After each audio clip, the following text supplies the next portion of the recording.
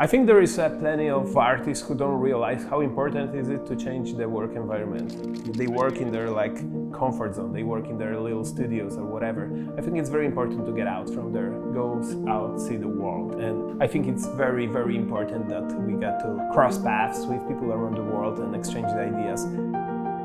Remote tour is a very cool concept. People who brought it together, they had a vision of hey, how about if we reinvent what tattoo meetings are all about? I was like, hey, sounds like a plan, you know? Finally, somebody came up with something really that good, and I'm like, I gotta be part of it, you know?